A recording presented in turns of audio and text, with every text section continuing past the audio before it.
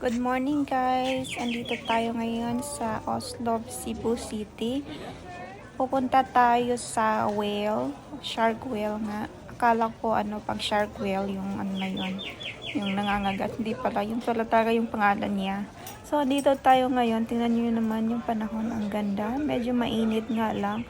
Pero okay lang yan kasi nag-i-enjoy naman tayo sa view. Tingnan nyo naman maraming tao, naghihintay sila kasi by batch yan eh. Hindi lahat pupunta kasi ang daming ang tao. So ayan, naghihintay kami kasi 30 minutes nga yung exposure dyan sa whale. Tsaka by batch din yan, kaya medyo matagal konti. Kasi ang daming ang tao. Ayan na si ma'am, nag-i-instruct na siya.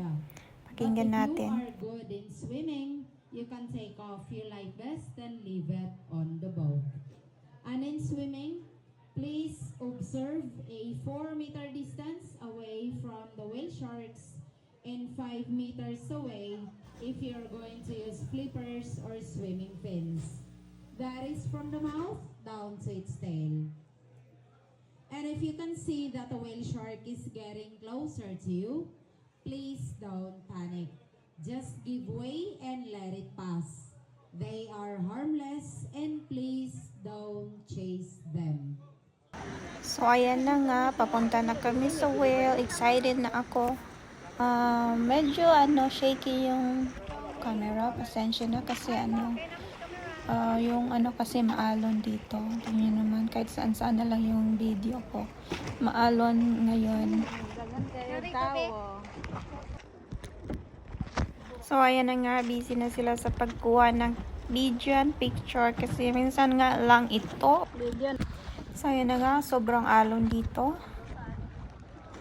Nakakatakot siya kasi malalim din pala. Dito kami sa medyo gitna na. Ayan na si kuya, pinapakain niya yung pating. Pating ba yan? Whales? Oo. Pinapakain niya para hindi lumayo. Para makita namin. Kasi marami din doon yung mga ibang grupo doon. Dapat yung hindi siya lalayo. Ang reels.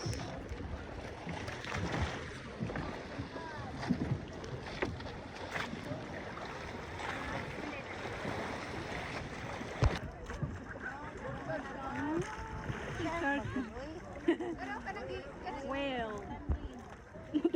So ayan na yung tagapakain. Pinapakain niya palagi para hindi siya lumayo. Tsaka yan. Ayun. Ayun, nakikita na natin. Ayan papalapit siya dito. Wala pa akong nakikitang mga taong lumangoy. Ayan, yung pating or yung whale. Oh. Gusto mo try? So, kini siya. Mani siya ang kamera. Ang ganda niya, ang laki. Kita ni mo? Hindi ba yan nangangagat? Parang hindi naman. Wala naman akong narinig na kumakain ito ng tao. Sige, lulusob na tayo, okay?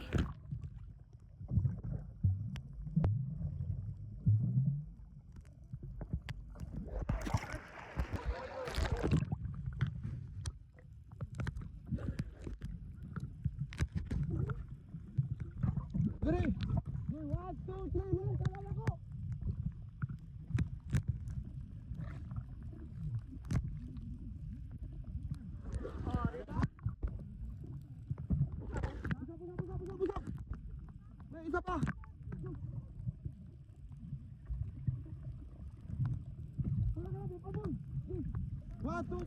Utong.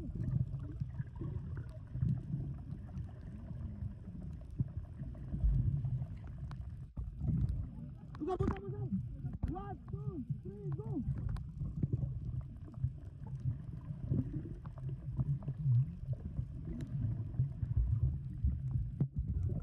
Okay.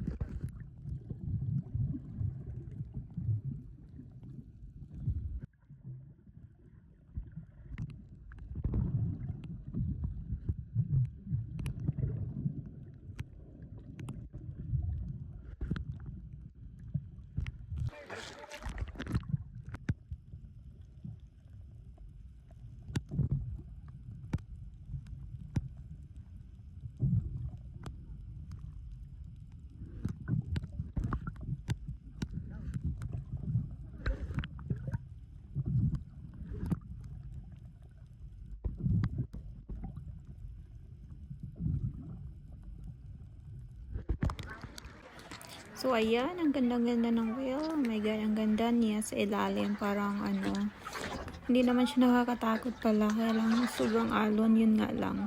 So, that's it for today. Thank you guys for watching. Don't forget to subscribe and like.